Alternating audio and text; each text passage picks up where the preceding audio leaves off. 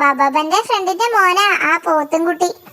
ഇവനെ സന്തോഷിപ്പിച്ചാൽ ബബബനും സന്തോഷ. അയ്യോ എന്ത് പറ്റി മോനെ?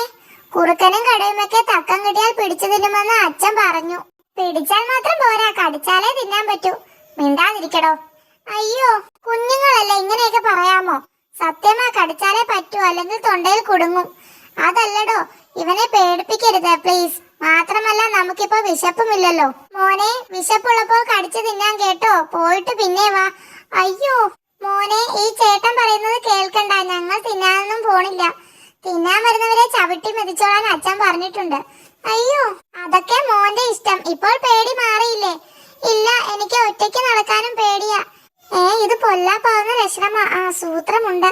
അതിനെന്താ, മോന്റെ നിഴലിനെ ചങ്ങാതിയാക്കിക്കോ. നിഴൽ എപ്പോഴും കൂടെ ഉണ്ടല്ലോ. ഈ ചങ്ങായിക്ക് ഒരു നല്ല പേരും കൊടുത്തോ. അത് കൊള്ളാം, സൂത്രൻ എന്ന് കൊടുത്തോ. സൂപ്പർ പേരാ. അത് വേണ്ട, ഇരുട്ട് എന്ന് പേരിട്ടോ. ഇരുട്ട് മോനെ. ഹിഹി ഹിഹി. ഇനി മോൻ പൊയ്ക്കോ, എന്റെ ഗുഹ എത്തി. ഇരുട്ടു, ഇതാണ് സൂത്രൻ ചേട്ടന്റെ ഗുഹ. ഇരുട്ടുമോൻ വാ, നമുക്ക് ഈ ചേട്ടന്റെ ഗുഹയൊന്ന് കണ്ടിട്ട് പോകാം. ശല്യം ഒഴിഞ്ഞു പോകുന്നില്ലല്ലോ.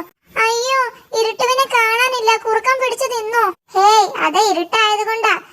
ഇരുട്ടുവാണെങ്കിൽ ചേട്ടൻ തിന്നുമോ? ഇത്തരക്കാരെ ചവിട്ടി മെതിക്കാൻ അച്ഛൻ പറഞ്ഞിട്ടുണ്ട്.